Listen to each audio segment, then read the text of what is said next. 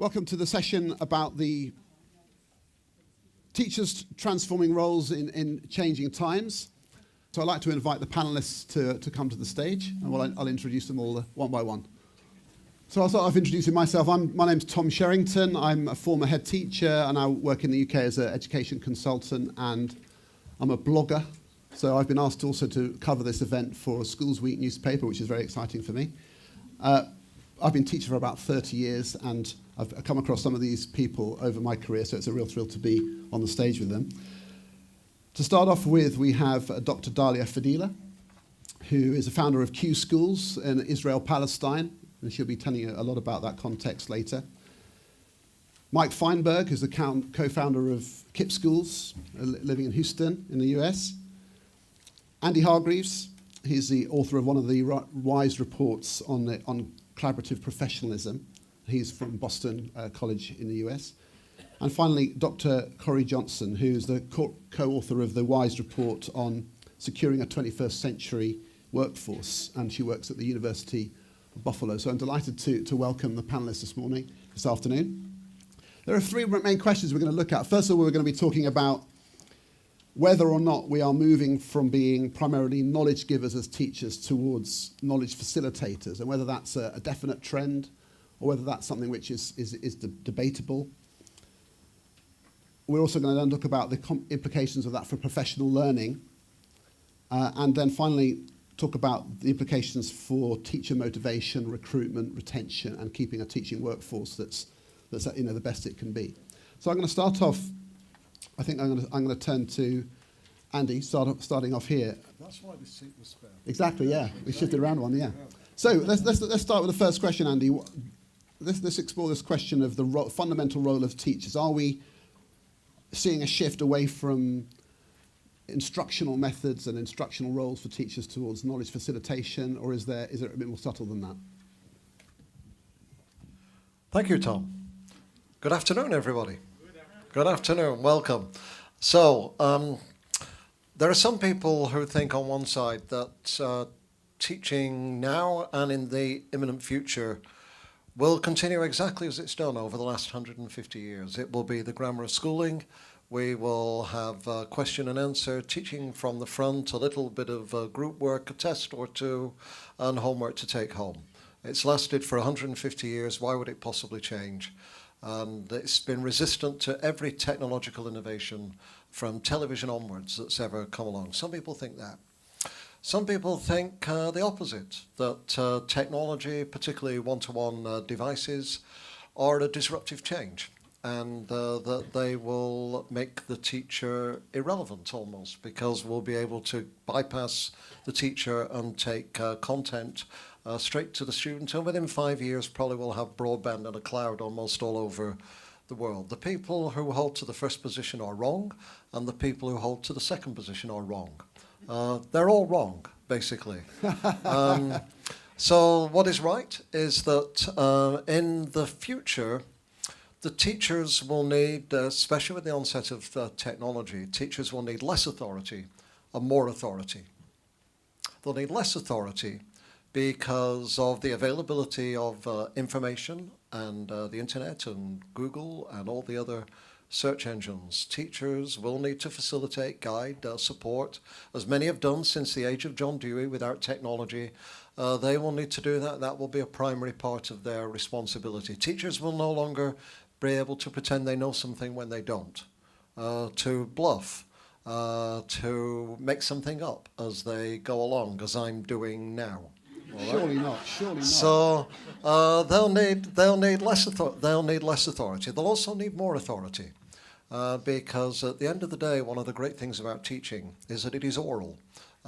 In life and in culture, as human beings, what distinguishes us is the power of story, the power of narrative, the power to pass on things from our ancestors, the power to tell stories of how we came from a distant land to where we are and came to believe what we believe because of it. These are the things we pass on. These are the things we want from Sir Ken Robinson. These are the things that TED Talks give us. These are the things we want from the teachers who stand in front of us as well, not instead of the other thing. And for that, in some areas of expertise, people will always need teachers who have incredible mastery of their subject and a supreme ability to captivate the audience in front of them so they have them in the palm of their hand and do not know exactly what will come next. Because more important than knowledge is ignorance. We undervalue ignorance. Ignorance is not merely the absence of knowledge or stupidity or prejudice, but ignorance is the greatest moment in teaching just before you have the knowledge. It's the time when you're trying to solve the crossword. It's the word that's not quite come to you. It's the country you've not yet visited. What the teacher has great power over is the magic to capture that moment of ignorance and to cherish it and to hold it in tension just before the knowledge comes along. And Google will not give you that, and an algorithm will not give you that, and bypassing the teacher with independent content will not give you that. That's why both groups are wrong, and the teacher will need less authority and more authority. Well, thank you very much. We can all go home now. Yeah. That's it. Yeah. That sounds fantastic to me, because to me that sounds incredibly human and interactive and interpersonal. And if you're keeping that in mind when you're talking about tech, I think that's quite a healthy place to be. That was really fascinating. I'll come back to you on a couple of the things later, but let's just go around. Dalia, what's your view? What's the fundamental role of teachers? And I know you have a particular context that your teachers work in. Let's hear about that. First of all, I can't say anything about the role of teachers without starting with the narrative or the lack of narrative of where I come from. Because as a teacher more than 20 years ago, a teacher who was kicked out of a school because she tried to lead some change in her community, I have learned so much about what it means to be a teacher. So usually people think that there are Palestinians in Palestine, Palestinian territories, and Israeli Jews in Israel. People around the world are not aware of the fact that actually there are Palestinians living in Palestinian villages, towns, and cities inside Israel. They have lived there before Israel and continued to live there after the establishment of, after 1948. And those are the people who have this blurred kind of affiliation or conflicting affiliation. Conflicting affiliation that is intensified by the fact that they are perceived by Israeli Jews as the enemy from within, and they're actually at the same time perceived by Palestinians in Palestinian territories as the ones sleeping with the enemy. So this kind of ongoing, clashing variables of existence actually have implications, and the implications that are most seen are in education. So the Palestinian or Arab system of education inside Israel is segregated from the Jewish system of education inside Israel. And again, this system of education, the schools, from preschool to high schools, and even teacher training colleges, that are supposed to train teachers to become Arab Palestinian teachers in Arab Palestinian schools inside Israel, both at home and nowhere at home at the same time. This whole system, from age 3 till age 25, let's put it this way, is the meeting point of obstacles from within and obstacles from without. Obstacles from within that come from tradition, from being a minority, from a psychology of loss, ongoing psychology of loss, from a psychology of survival, from a low socioeconomic situation that is defined by 51% of Palestinian families inside Israel under poverty line, from a kind of a tribal mentality of a local politics depending to which big family you belong and who's the mayor and who elects the mayor, usually a man belonging to a very big family, and obstacles from without, from the side of the Israeli government of less budgeting, and a Palestinian Arab kid inside an Arab school gets a third of the budgeting a Jewish kid gets, and the facility is accordingly, and the course books are lacking the narrative. So whose narrative is it? You're there and you're not there at the same time. When my daughter was in the 5th grade, I was amazed by the fact that all female images in the book teaching Arabic for Arab kids inside Israel are very regressive. There's a poem encouraging girls to be silent. Imagine, in my home, silent. It's hard to imagine. It's almost impossible. And then in the Hebrew book, there is Esther, a Jewish girl, reading, and intelligent. And then second unit, there is Rami or Ahmad from the village with a donkey in the background. So everything in the system, everything that even Arab writers, Palestinian writers of these books within the system, supervised, budgeted by Ministry of Education, everything is there to tell you nothing. And in this nothing, there is so much to be said that is unsaid. So my decision, first of all, as an English teacher back then, who tried to use everything she knows throughout English language and literature and gender and identity and blurring variables, and eventually, after 4 years, kicked out of a school as a bad teacher, I decided to open my schools. I call them the Q schools, the quality schools. And Q through for quality. English, Q for quality. Q for quality. And then I knew if I start doing whatever I want to do, empowering, moving away from victim mentality, cognitive empowerment, cultural empowerment, critique of ourselves and the other, and from there go back to the old notion of schooling as transformative pedagogy. If I do that in Arabic, so probably I'll be killed in the literal meaning of the word. And if I do it in Hebrew, I would be accused of moving to the other side, abandoning my culture, my society, my community, and everything. So I've done that in English. And through English, I went to that third realm of a transformative pedagogy to do it in a foreign language in order to be able to go back to my mother tongue as an empowered person. So the role of a teacher is to transform. Where I come from, you can't afford thinking of pedagogy as a teaching. You have to think of pedagogy as changing yourself, as turning your victimhood into self-empowerment. And that's the main role of teachers where I come from. You can't afford but thinking that's in fantastic. that perspective. Well, it's interesting. I mean, we can probably all not relate to the same context, but the idea of being transformative. And perhaps we forget that. We have that role in lots of other communities as well. That's really amazing. Very, very powerful story. Let's introduce Mike now. Mike, what's your view of this context? Your context from the KIPP schools? On one hand, this is an interesting new question, but it's not a new question. At the end of the day, I hold that any school is doing a great job anywhere in the world has two basic ingredients.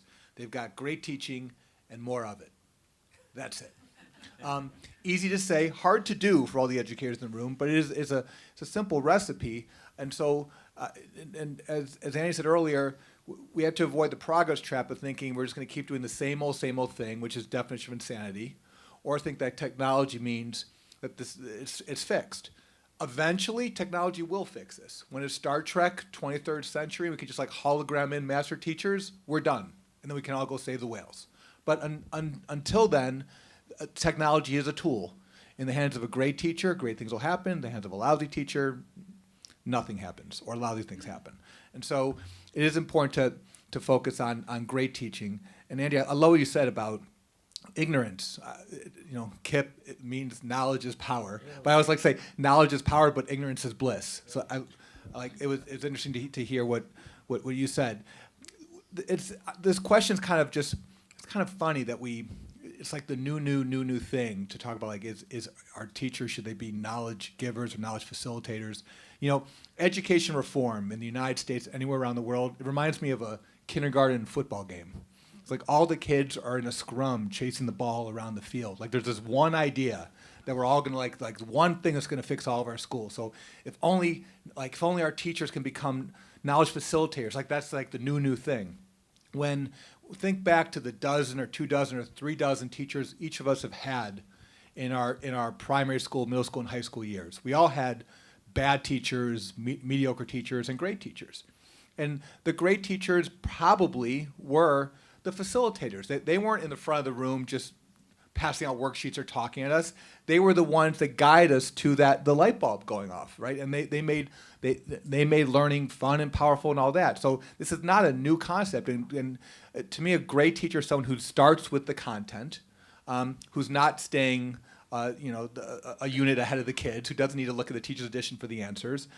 They have knowledge, they have the passion for the material, and then it's the art and science of teaching. They can connect all that knowledge and passion from their brain and heart into the brain and heart of a 5-year-old, 10-year-old, and 15-year-old, which is a gift for some people, but for most of us mortals, that's where the skill of learning how to teach has to come. And then it's just the mindset of doing whatever it takes to help your students learn. And I think it's just, I think in this day and age, we rely more and more. Teachers have to be great. They have to be knowledge facilitators because the stakes are higher, because there's a higher level of education all our children have to be able to be productive members of society in the 21st century. So in your schools, can you just, I'm going to ask you a little about the no excuses thing that you're famous for in England, where I come from. Yeah. And how that translates into the role of the teacher rather than that being something about students. Right. So as KIPP has grown now to these 209 schools across the United States, and we've helped establish KIPP-inspired schools now in Mexico and Chile, Israel, Indonesia, Taiwan, South Africa, and India. No excuses has tend to almost, but there's the legion of doom out there that doesn't want any change and doesn't like the collective work that we're all doing, and no excuses tends to be like a negative connotation put on us. Like those no excuse schools, meaning that they say in a cold and callous way as if we don't care about our, most of our kids are coming from underserved communities, and so it connotates that we don't care about their circumstances. No excuses, they're going to learn no matter what. When at the end, when no excuses never meant to apply to the children, it meant to apply to the adults. It's at the end of the day, the mantra that we have at our schools and similar schools is that we should be the constant, not the variable. If the kids are not learning, it's not the kid's fault, it's the adult's fault. It's like, what are we doing to realize that it's our responsibility to set the kids up for success? And no, we might not have all the answers, especially when it comes to housing issues and health issues, but there's a lot we can do to be the constant within the four walls of the school building that we should take upon ourselves to figure out how to get the kids to learn despite the obstacles out there, instead of just shrug our shoulders. That's a very powerful line. You're very quotable. I'm writing all this down. The constant, not the variable. Okay, and Corey, you've just done this really interesting paper, which is about the teaching workforce. But let's just hear your views about this idea of the role of the teacher.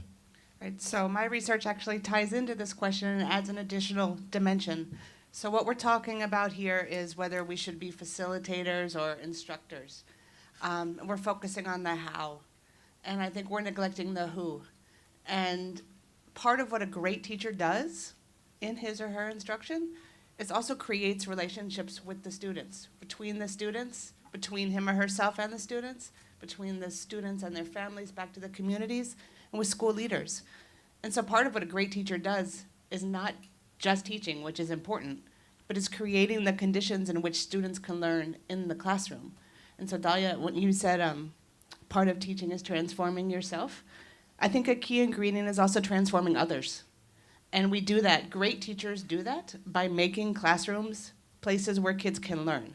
It doesn't really matter doesn't matter necessarily how you're teaching, because kids will learn when they feel comfortable, secure, and confident. And teachers remain motivated in those conditions as well. When the kids are happy and learning, teachers are motivated. So the instruction ties in, but it's also creating the conditions beyond simply delivery of material, whether it's through technology or through old-fashioned methods. Great teaching can happen without the internet.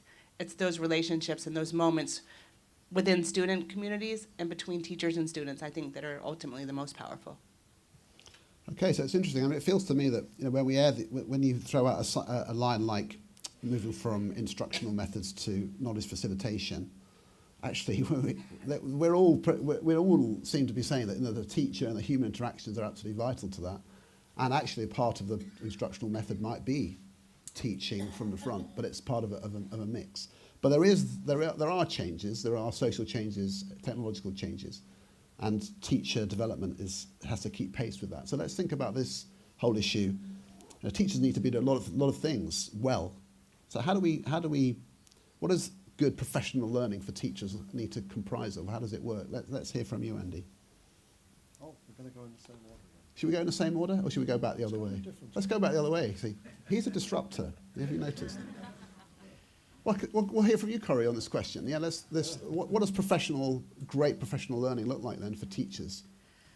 I'll talk briefly because I know the expert on this is at the other end of the aisle here. But in my experience and through my research, professional learning is learning together. And what we found in our research looking at teacher motivation is that teachers are not motivated to learn simply to check boxes that they got something. It's important to have certain degrees or badges or boxes you can tick off, but what matters is when teachers get to work together. So professional learning happens in spaces where teachers are given genuine opportunities to work together. That's what motivates teachers, not necessarily to begin their work, but to stay in the work. There's some aspects, certainly motivation comes from seeing your students do well, and professional learning can help you improve, like we were just talking about instruction. But that kind of learning can't happen online, for example, in the same way that it can in a room full of people grappling with the same issue, in a room full of your colleagues that know the kids in front of you, in contexts where, in districts where you're talking to like-minded people or different people who have information that they can share with you. So we know that part of, ultimately, professional learning is collaborative and collective in nature. Okay, that's really. And Mike, what's your experience? Yeah, I'd add to what I agree with Corey, and just to add, then it's where it happens. Teaching. You learn how to teach as an apprenticeship.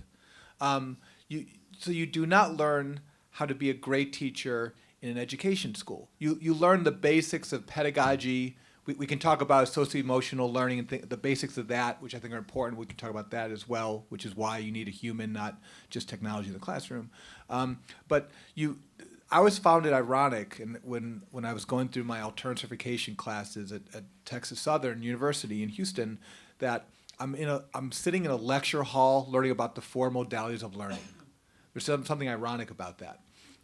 You learn how to teach by finding the master teachers in your building, and you sit and you eat lunch in the back of the room, and you grade during your planning period. You grade papers in the back of the room, and you beg, borrow, and steal all the great ideas. And that's what great teachers do, is they pass it on to the next generation of teachers as an apprenticeship. And I think that's where great teachers are made, teacher to teacher. In the content, I mean, to probe a little bit further. So in the KIP system, what type of content are we talking about? Are we teaching teachers about classroom management? Is it about their subject knowledge? Is it about pedagogical instructional techniques? Yeah. What are we talking about? Not subject knowledge. I mean, I think you have to come with subject knowledge, that's been the push, I think, on some different preparation programs that have focused solely on pedagogy but not on content, and it's not either or. It's both. If there's one thing that my push has always been to young adults or decide what to major in college, my push has always been major in the content.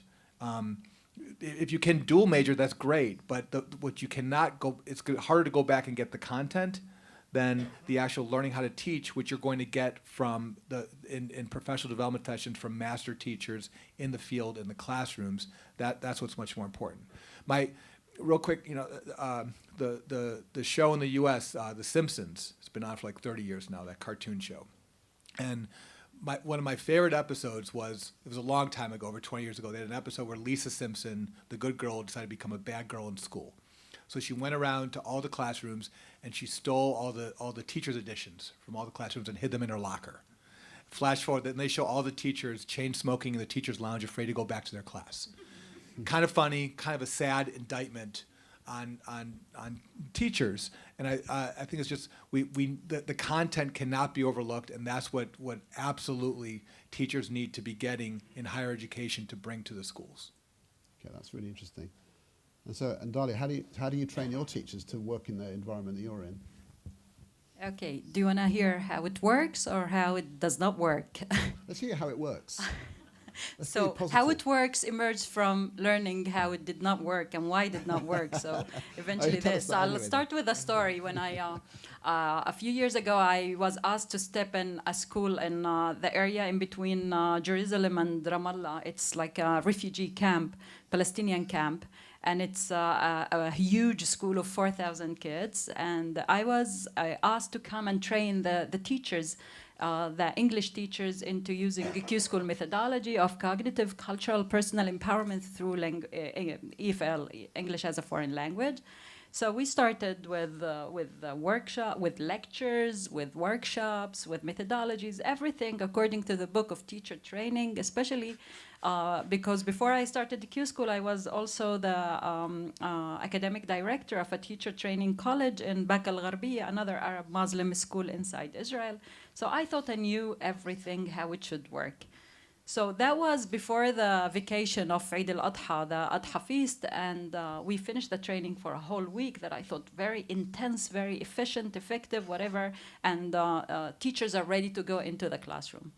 So after the Eid, which is a week vacation, I come back into the classroom and I started observing, and I found one of the teachers is holding the two puppets. We're using puppets to help kids 8 years old to use puppets as a way, like as a kind of alternative, kind of a way to speak a foreign language without being afraid. Hopefully they will get rid of the puppet after they start being eloquent with the language. And I found the teacher holding the two puppets.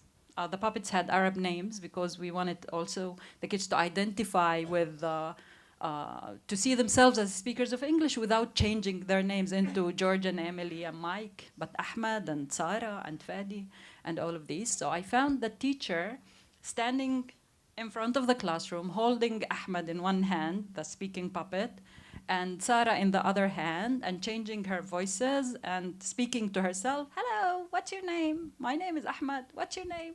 Nice to meet you. And I said, what are you doing? And she said, I'm doing exactly what you told us, to use the puppets. And I said, not you, the kids. And she said, but they're gonna ruin them. They're good. And I said, oh my God. Like all this kind of empowering the kid and the kid in the center should first start with some switch here about who are you as a teacher? And I found out it's not only to be the facilitator rather than the one who gives the knowledge. It's not as simple as that. But it seemed like in a system of multiple oppression, where one is oppressed by the other, and the women teachers in the school are oppressed by the men and the headmasters, and it goes up and up and up. There is a need by the teachers, of the teachers, as if to control the situation. And the kids have to be silent, they have to be obedient. And in these schools, the way I was taught years ago, the kids have to do this or put their hands on the table, so they're not allowed to say a word. And then I thought, in this multiple system of oppression, how would I expect my teacher to be empowering and enabling and a facilitator? She needs to keep the puppets to herself because it's all about owning. And that's how I learned how to start connecting them to the values, but at the same time, giving very specific teacher guides about how to do it. Because only connecting to the values, it's bound to interpretations, and giving a classroom practices also bound to misinterpretations. So you have to go into connecting them to the value, which is first of all personal, and then to the classroom practice, hoping that they will do it right, and you have to keep repeating and repeating. That sounds so interesting. It reminds me of when my first teaching practice observation, where I was doing a big demonstration of some physics apparatus, and my tutor said, at the end of it, he said, who had the most fun in that lesson? And I had to admit that it had been me, because I got carried away with my demonstration, and I forgot about the guys out there. But yeah, we all have to learn, and someone has to tell you, don't they? But that's so interesting. I like that connection of the values and the practice, and not just relying on one or the other. So Randy, I mean, you're famous for your work on professional learning, and a fantastic book that you wrote with Michael Fullen, Professional Capital, a few years ago, and now your paper, Collaborative Professionalism, as we discussed yesterday, might be linked to that. But let's hear what your view is about really good professional learning for teachers. Thanks, Tom. I think you're hearing, first of all, a fairly common theme coming through here, which is the importance of some motivating purpose or set of values, some clear practices and protocols, so people know what to do. They don't just know that they should do it, but they know actually what to do. And as Corey began, something about the culture and the group and the community in which all of this takes place. But to understand all that, let's begin with Star Trek, Deep Space Nine, and the Romulans. And let's look at professional development from the perspective of the Romulans. And if you read a report called The Mirage from last year or the year before, from the New Teacher Project in the United States, which has had a lot of dissemination, what this report says in The Mirage is looking at a meta-analysis of the literature of many hundreds of studies, concluding that only 9 out of the many hundreds of studies show a direct impact of professional development on the quality of student learning and student outcomes. And combine that with a study of 4 urban school districts and a chain of charter schools, which concludes that the high-performing teachers and the low-performing teachers had identical forms of professional development. There was no way to distinguish them. Concludes that most teachers did not improve after 4 years. So they improved a lot in the first 4, and then they stopped. And then basically found that teachers didn't like a lot of collaborative experiences, and they utterly detested workshops. And $18,000 a year is spent on professional development in the United States on average. And the report concludes it's an utter waste of money. And instead of, on this evidence base, instead of investing in professional development, we would be much better investing in competitive individual teacher evaluation and reward those teachers who do well and dismiss those who do badly. I'm now holding you in that moment of ignorance. Something's not right there. Something's not right. Because some of you are thinking, it's true. And some of you are thinking, well, that can't be it. There has to be something else that comes next. And what comes next is, the study has appalling methodology, quite appalling methodology. So, for instance, it only counts as what has an impact as anything that is introduced over a 2-year time frame. And what we know from Corey's work, and what we know from the long-term work on effective school collaboration, is that most of the effects of collaboration and professional development are long-term and indirect. They build trust, they build relationships, and large-scale study after large-scale study shows from the 1990s through to the present that schools that operate like that and have greater impact on student outcomes, including in mathematics and literacy, than schools which do not. Secondly, the authors of this study have clearly never read regression to the mean. In other words, if you recruit a lot of brand new teachers and you train them very badly, so they come in with almost nothing other than enthusiasm, and then you give them a bit of mentoring and coaching, which TNTP is a business that does, so it makes profit from mentoring and coaching teachers in their early years, then they'll get better quickly because they begin with very little. And then it gets harder to get better later statistically. So the lack of improvement is simply a reflection, by and large, of regression towards the mean, which clearly the authors of this study haven't actually read.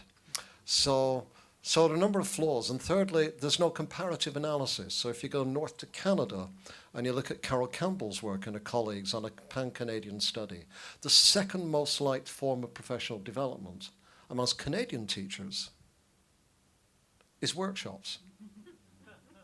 So, what's the difference between Canada and the United States? Well, of course, Canadians are different people. There's a classic joke about Canada, which is, how do you get 30 Canadians out of a swimming pool?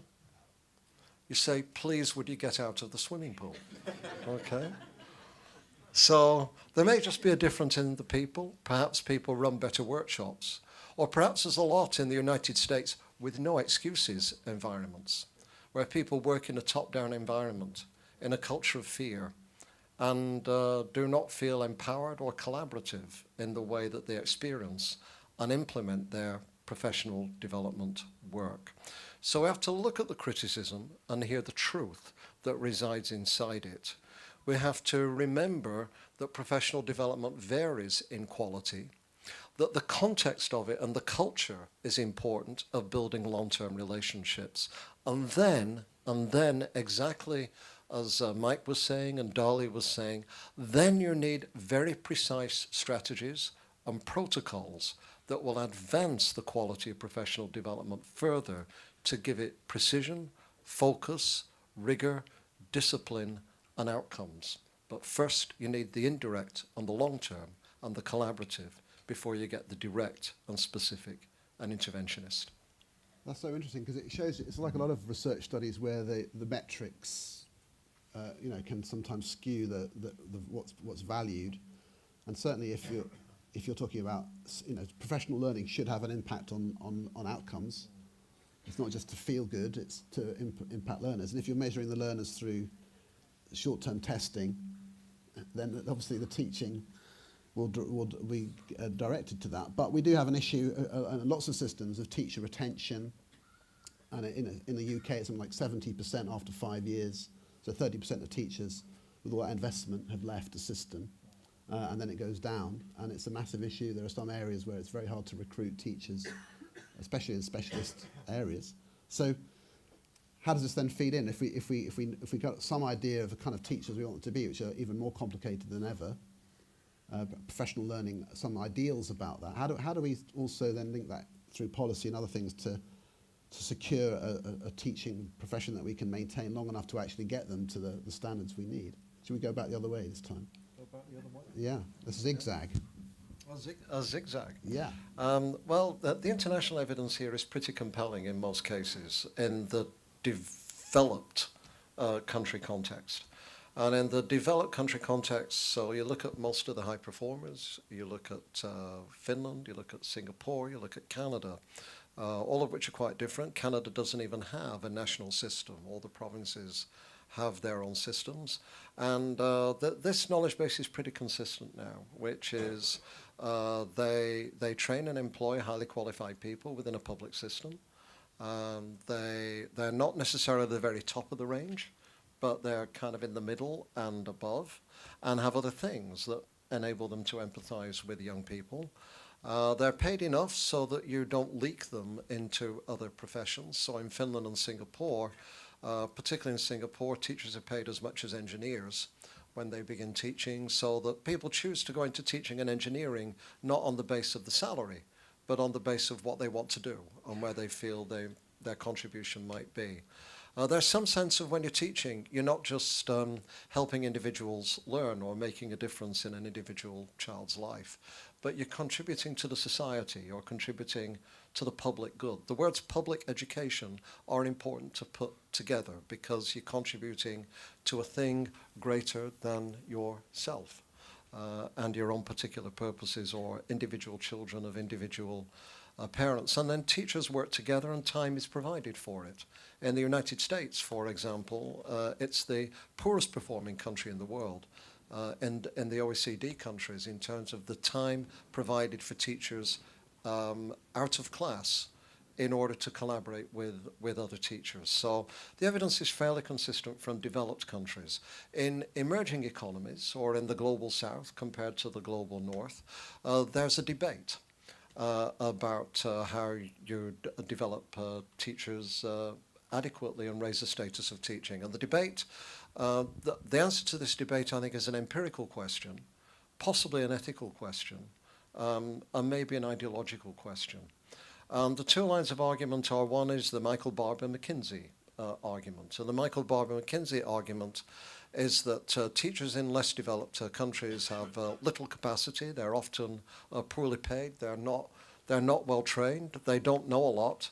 So therefore, we need to give them prescribed programs with standardized instruction linked to tested outcomes and short-term targets in order that they can they can deliver effectively, learn over time. When they eventually become more competent, then you can ease up and they can be more creative, engaging, facilitative, and so on. And Michael and McKinsey provide evidence from Hyderabad and Brazil in order to support that particular model.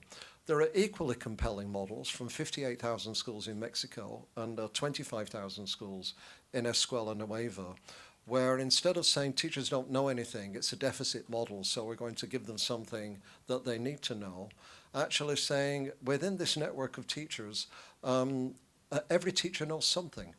And so what we need to do is to find protocols and methodologies and tutoring to move that knowledge around so that the knowledge quickly belongs to all the teachers and not to one or two teachers. And this occurs with poorly paid teachers who work in isolated rural schools Has that been successful? with critical pedagogy. Colombia, for example, according to World Bank and UNESCO data, outperforms all of the Escuela Nueva network outperforms all of the countries in Latin America, with the exception of Cuba, which is another case we could get into if people wanted now. I'd be quite happy to do that. But the quantitative evidence is, and in Mexico, the schools that have engaged in this program outperform the public schools, the other public schools that have not engaged with this program with children in similar demographics. It may be that one model's wrong and one model's right. It may be that both models are equally valid, and we have to decide between them on other grounds, such as ethical grounds or grounds of human dignity or professional dignity. Which one offers the teacher the greatest dignity? Or it may be that the different models suit different cultures. But I think we should have that as an empirical question, and not as an ideological question. Definitely, and it sounds to me like even within one group of people, there's some need for instruction. You talk about people needing. There are some things you can learn in teacher training college. Mm-hmm. There are some things. It's hard to just go in cold, isn't it? But you just can't learn on the job. So learning from each other, but also some expert. It feels to me like you need a combination, and knowing the context is important. Dalia, what about your sense of it? How do we secure a profession? I mean, what's the turnover like of staff teachers in your schools? Do you retain them through your sort of sense of mission and purpose, or is it more technical than that? First of all, mission and purpose are major, but not enough. They should come along with enough money to bring back home, especially in the Palestinian community where most of the families are struggling. And tradition is very restrictive when it comes to women leaving home and as if abandoning their traditional duties to go outside, and as if there's a price to be paid. In such a situation where women are not encouraged to work, yet family so much needs the money, you have to create a system where it's worthwhile for the family, for the man, to be able, in a way, to allow this sharing the burden with the wife, and that the fact that she becomes a full-time teacher or a part-time teacher. That's one thing, along with the vision and the value and the whole connection to transformative pedagogy. But I found out throughout the 10 years I started the Q schools is turning my teachers into decision makers and designing a track of promotion where my teachers become teacher trainers for new teachers, where they become coordinators, where they become team heads of team leaders.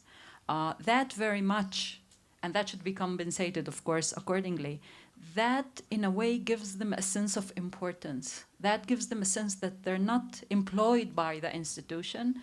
They are partners in the making of the institution. So what I have started doing a few years ago is that when I have an excellent teacher, I ask her to step as part of my leaders team. That means she's a manager of we have like 12 branches inside in different Arab towns inside Israel, and we have some projects in East Jerusalem and in Palestine, and we have projects in Jordan. So I asked my excellent teachers to be coordinators or area managers or teacher trainers. That gives them a sense of partnership in the institution and partnership in the making of the progress of the institution. And I found that those are the ones who become most committed. Of course, in a way, you're taking your teacher from the classroom into the administrative area. But in a different manner, all of them would like to have this management position, even partially, even if it's a small portion of what they do. They would like to put it along with the teaching aspect of their work, and that really takes them to the next level of commitment and retainment. Well, that's really interesting. Yeah, so you need sort of stages and the buy-in. These themes come through in so many different contexts. It's fascinating. So, Mike, what's the approach in KIT? So remember what at the beginning I said the basic recipe of a great school is great teaching, more of it. I did fib a little bit because there is a little secret sauce to sprinkle in there, and the secret sauce is great culture, as Corey said. So you need to get the parents, the students, the teachers on board, on the same page, willing to work together in that common goal. And great culture comes from great leadership. The principal, the school leader, the school head. So if great teaching and more of it are the key ingredients, then having a great school leader is a critical path. And that great school leader is the one who's bringing in great teachers, bringing in rookie teachers and train them up to be great, and then keeping them. The surveys I look at why teachers leave their school or leave the profession overall, most of these surveys, you see teacher pay in the top 5, sometimes in the top 3. I never see it first or second. In the surveys I've read, and Andy, you tell me if this is right or wrong what you've seen, but the surveys I see is that the top 2 reasons why teachers leave their school, leave the profession, are 1, they say, I hate my boss, and 2, I'm just not happy in the workplace. And both those are functions of leadership. Yeah. And so it's not that it's everything, but the critical path is having that great leader, setting the tone, creating the culture, creating a culture of collaboration and constant learning and wanting to learn and grow as professionals that helps keep the teachers. Of our 200 plus schools, we have schools with fabulous retention, and we have schools not with fabulous retention. And to me, the variable is the quality of the leader, and that's why when we start a new school, for us, the first, second, and 15th thing we work on is recruiting and selecting and training the school leader. That's what it means to open up a new KIPP school for us. And in doing that, just we move on to listen to Corey for the last time, have you analysed what the leaders do? I mean, because it's just not a character they have, it's not some ephemeral characteristic. There are some strategic, specific, definable elements of leadership that you're looking for, or their mentality is that their job is to help their teachers learn and grow. They need to set the tone. There's that great quote by James Baldwin, which reads, "Children have never been good at listening to their elders, but they never fail to imitate them." And that's true. We use that train for all of our teachers, but then the leader is the one that's got to model that from the very beginning. So that's where it starts. But then our belief, and we it took us a long time to get here, but that for us, the school leader is the instructional leader. When you're starting brand new schools, the school leader has to be the instructional leader. I was the instructional leader. I was the 5th grade math teacher. I was the basketball coach. I was the bus driver, the lunch lady, the custodian.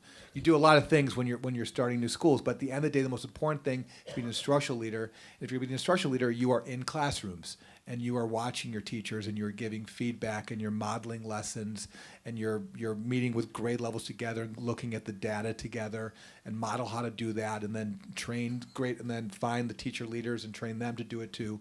And so that it's practice. It's a constant practice. And being consistent with it. And being modelling the actual doing of the teaching and the instruction. That's so interesting. Okay, so Corey, I mean, going back to your paper, this is the kind of the meat of your paper, isn't it? This whole area. So it very much is, and it's also the meat of my research outside this paper as well. So you're 100% right, instructional leadership is necessary, but it's also necessary but insufficient. Alone instructional leadership will not transform a building. Great leaders create the conditions in which people can lead and learn. Focusing on the instruction is vital, but teachers can't improve their instruction where they have no trust in their colleagues, where they have no relationship with the families they work with, where they have no relationship with the larger districts and systems in which they work. So we need a mix of transformational or transformative leadership and instructional leadership. Alone, neither is sufficient, but together, it can be quite powerful. In my role as a professor, I work with aspiring school leaders, and that's the really hard part. We can tell them how to do an evaluation. We can tell them how to do a master schedule. Those are things you can teach somebody. But when you think about this idea of creating cultures, that's not necessarily something you can learn in a classroom. So that's a real challenge. And what we found, connecting it back to the motivation project, we tend to think of teacher motivation as something that is an individual responsibility. Teachers must be responsible for motivating themselves. If they're not happy, they should seek the resources that they need to make themselves happy. What we found in our report is that actually the system has a responsibility for creating motivation in teachers. The responsibility is not within oneself. It's within the context in which people work. So systems that provide motivation for their teachers are the systems that do well. And that motivation comes in a variety of forms. For some people, it is money. For some people, a little pay raise will be enough. Some people want professional development opportunities. Some want to go to another country and see what people are doing. So there's no one way to do it, but learning what your teachers need and then figuring out how to motivate them is a system-wide responsibility. And that was one of the really important findings that we found. So part of securing the teacher workforce is securing motivation. Making that part beyond instruction is looking again at the context and conditions in which the adults are learning, not just the kids, because kids can't learn when adults aren't learning.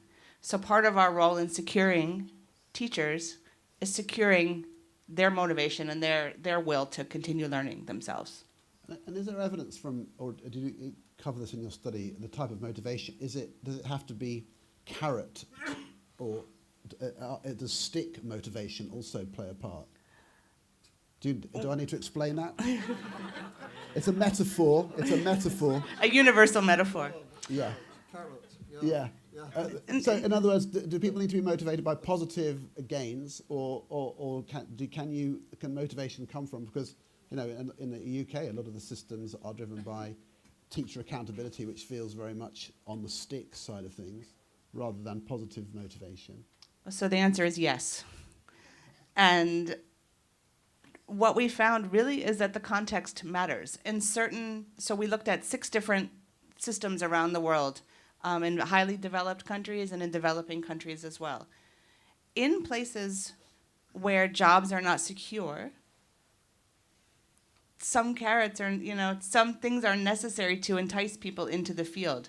Like you were saying, for some women, sometimes money is necessary to take these jobs. So you do have to find some ways to motivate people to come into the field.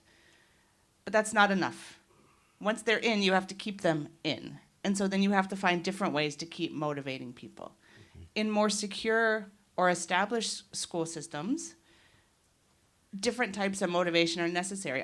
Interestingly, one of the things we found is teacher recognition matters. So we tend to think teaching is a very flat career. You start teaching here, you end teaching here, and there's no real hierarchy of teachers. But in some countries, people wanted a hierarchy, some way to be recognized. So for example, in Jordan, the Queen has established an award. And many of the teachers in a highly demotivated country said, I'm now inspired by this award. In China, there are several awards that teachers can win. Some of those are teaching prizes that get you more professional development. Some of them are monetary prizes, and teachers can choose their own path as to which type of award they want to pursue. So recognition matters also. So it's a whole mix of things in there. Okay, so there's a lot of areas covered in there. We could go further into the whole curriculum for teachers and so on. But let's just get some questions now. We've got I think we've got 15 minutes, so let's just get some questions. We're going to do a couple at a time. There's two gentlemen at the back. Let's hear your two questions first, and then we'll go from there. I really loved what I heard, but we started talking about teachers, facilitator, and technology, and then what I heard was a discussion about teacher training, motivation, and so on, that could pretty much have been the same had it taken place 10 years ago. I was thinking the same. I started an ed tech business a few years ago, so right now we are in 500 schools and we have 175,000 students and 5,000 teachers. We work within China, Pakistan, and Philippines, so we're just getting started. But let's take Pakistan, for example. Now, there are about 1.5 million teachers in the country, and there are about 20 million kids who don't get an education, 32 million do. You need another million teachers roughly just to cover those, and you need to improve the quality of 1.5 million teachers. So as we got deeper into the education and helping teachers, we decided to move from teacher incentives and all, because we can't do much about that, but we started to move into what I call teacher scaffolding. So doing things like lesson planning, online, Can I just push giving you teachers... to the question, if you have a question? My question is, on the EdTech side, we are not doing enough on how we can use technology to empower teachers. And on the non-EdTech side, on the traditional teaching side, we're not doing enough to embrace technology. So even though technology is moving in education, it's moving more on the learning side than the teaching side. How can we address this gap? Okay, so there's a question about technology. I agree. I had the same thought that this conversation, which I actually find quite refreshing, has a sort of timelessness to it. And what was the other gentleman at the back there? What was your question? We'll take both. Yeah, really quickly. This is, I think, a really important conversation that we need to have. But twice in the conversation we've heard, the word "great" came up. Great teachers and great leaders. The problem is that definition of what great is. In the U.S., a great teacher or a great leader is one who is in a school where kids are high achieving on some meaningless assessment at the end of the year. My question is, what is great? What defines great teaching? What defines great leading? What does that word great really mean in the context of what we're talking about here today? Okay, well, we could have a whole discussion just on that. That's a big question. Well, let's Mike. Well, you come in on the tech side, because it's right. The gentleman is correct that we haven't talked enough about this whole thing of changing with technological innovation, and probably a lot of teachers aren't comfortable with technology, and we haven't really looked at the whole access to it. So what are your views there? There's again, balance is important here. Right there, we should be evolving and embracing technology. The collective we, as teachers and education leaders, we should be embracing technology as new advanced tools every year that we can figure out how to bring them back in the classroom. At the same time, we cannot be playing kindergarten football and every year hopscotch to throw everything out and go embrace the new thing and then the new thing and then every year there's no consistency, and so there's a balance between the two. For me, a lot of our schools we are doing blended learning. We've put our toe in the water. We have some teachers that are embracing personalized learning and flip their classrooms, and we're learning a lot from them. With its blended learning, it still requires a great teacher, and we'll get to great teacher in a little bit. Who is in the classroom, but to me the power of technology is it shrinks the classroom.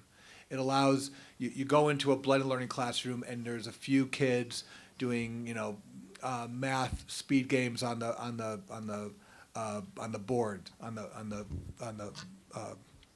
digital board, and then there's about 15 kids in Chromebooks or iPads on software, and that data is being sucked up somewhere and spits out as a report for the teacher, who is seeing how his or her kids are doing on that in the subject, and so he or she can decide what 5 or 6 kids to bring up to the table to do a 10-15 minute lesson based on which kids need what specific skill.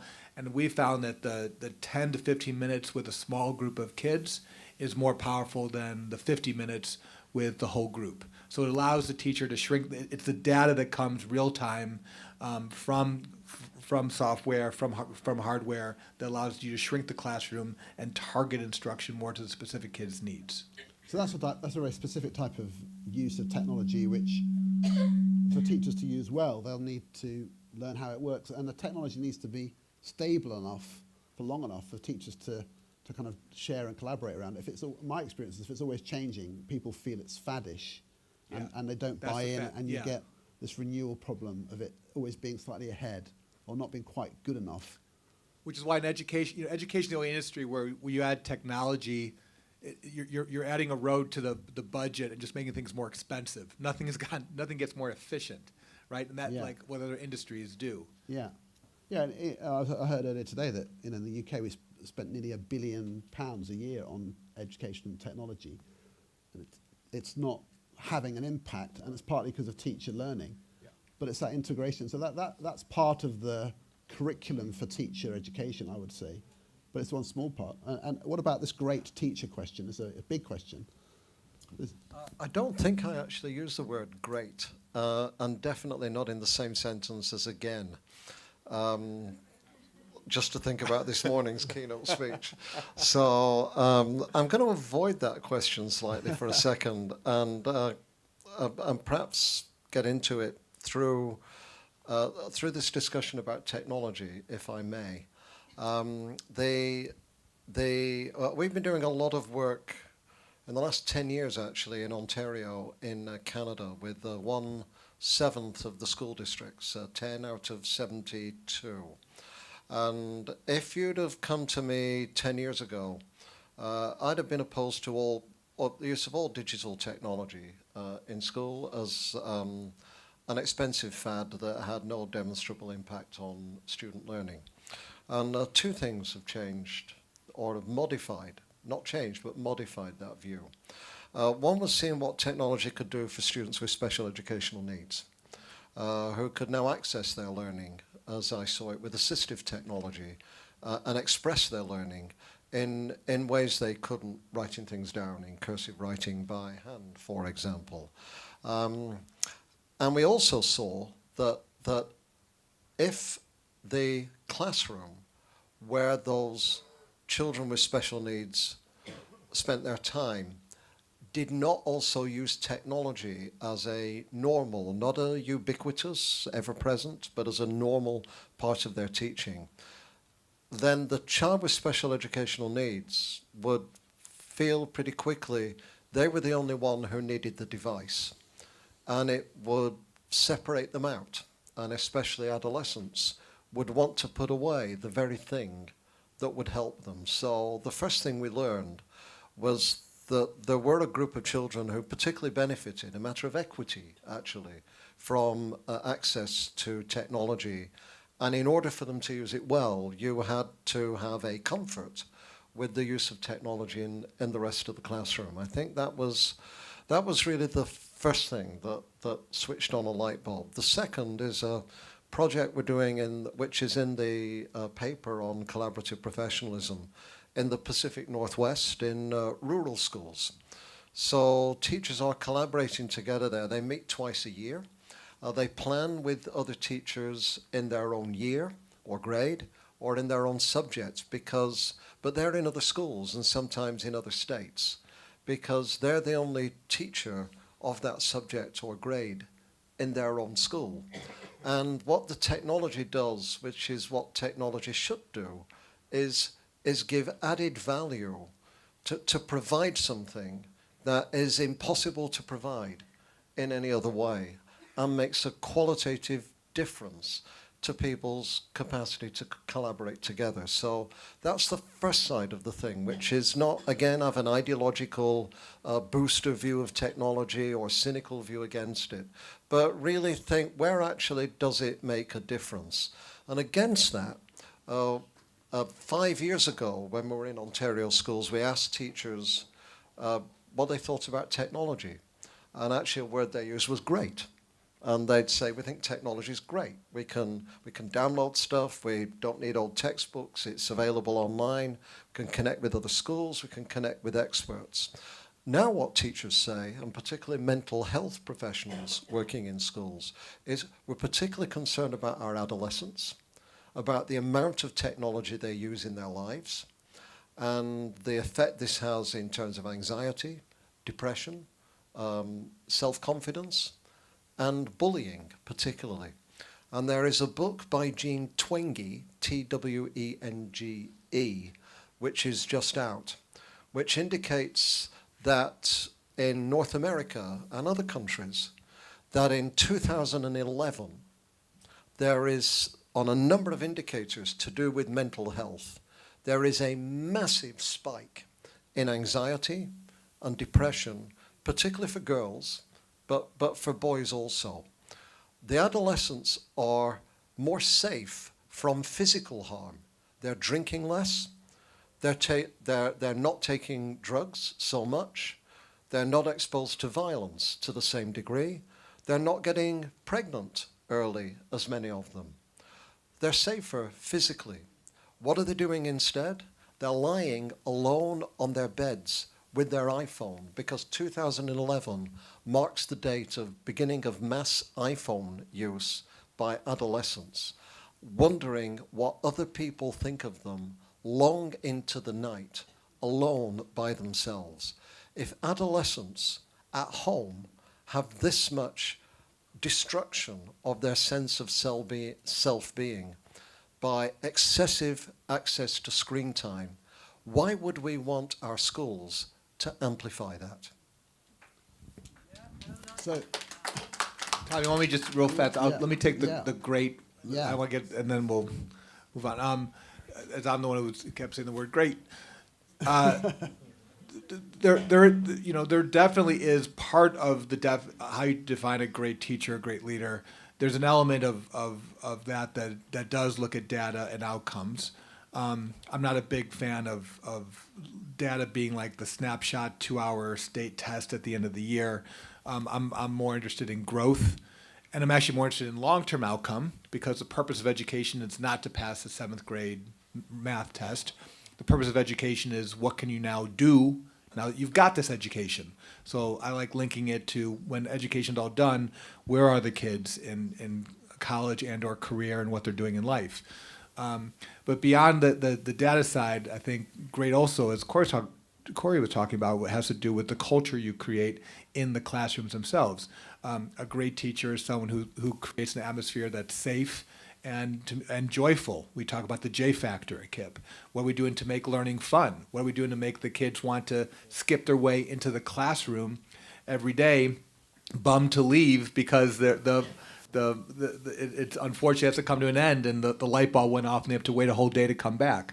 That's what great teachers do, is by building those relationships with their children and the families. I think it's hard to talk about descriptors, isn't it? Because it depends on the outcomes that you want, and then a great teacher, I guess, is someone who succeeds in securing those outcomes. But I think the thing about technology is, talking to Eric Schinniger this morning about he used to be a banner and a blocker, as he called it. I thought that was quite a good phrase.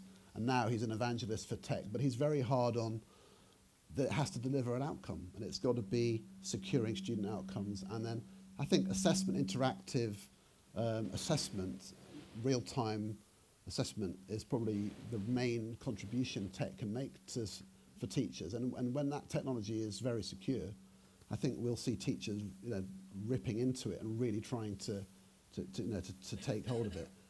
If it's presented as some of the talk earlier this morning around teachers being almost opposite to technology, I think that debate is problematic. It's not like, as we've been coming back to the human all the way through. It's all about it providing something which we can't do. But there are lots of contexts where reaching children is difficult with really good teachers, and that's another dimension. So that's really important to consider that. The context is very variable that we're discussing, which is part of the difficulty with this debate. So I think we've got time for one final question, and then we're going to. Someone's waving. Is that the end, or have I got one question, or do I have to finish? I've got 4 more minutes. That's fine. So we just take a question. So my name is Khushbakt. I am from Pakistan. I work in an organization that has a network of teachers that goes to 10,000 teachers. And it's a private NGO organization. And you talked about teacher motivation, which is a great challenge that we are facing back in Pakistan with our organization. And you said that we can customize how each teacher is motivated. But how do we make that possible when the network is so large and scaled up? Well, that's just a direct question. I think we'll just deal with that. What's your experience with that? How do we scale up motivation to that sort of system-wide level? I don't think that we can necessarily personalize it on an individual level, but we can look across the system to speak with teachers to see where they are. Reforms don't work when they come from the top without understanding what's happening at the bottom, without understanding that. So we really need to understand where teachers are. Part of that can be learned by going into classrooms, doing observations, having a much closer connection between the district or the system level and the classroom level. And that's one of the things that we found, that over the last several decades, we've moved to devolve power back to the schools. But in doing that, we've lost a vital connection to the system. So part of learning about how to motivate teachers is a deeper connection to having people at the highest levels knowing what's going on in the classrooms. So we might not, it's not so personalized as we think of, this is what I want. But we can think of large groups of teachers. So for example, we know there are generational differences in what teachers want. Some younger teachers might want a different kind of flexibility in their work than previous generations of teachers. Women teachers may want something different than their male counterparts. So we can look broadly at thematic ways to do it, but really the way to know is to talk to teachers and not just to make assumptions. Our assumptions come down to give them more money. Teachers want more money, we'll give them more money, they'll be happy. And we know that that's not true. We need to find out more about what those teachers want. So essentially, it's a connection between the people who are on the front line and the people in the policy-making environment. And that's, gosh, we should have a bit more of that in England. Okay, well, I was actually very strict instructions to finish on time. So what we're going to do is, I think some of us will be around. I'm going to say thank you very much for your participation to the panelists. If we have a round of applause for our 4 esteemed panelists. Thank you very much. And thank you all for coming this afternoon. Enjoy the rest of the conference. Thank you.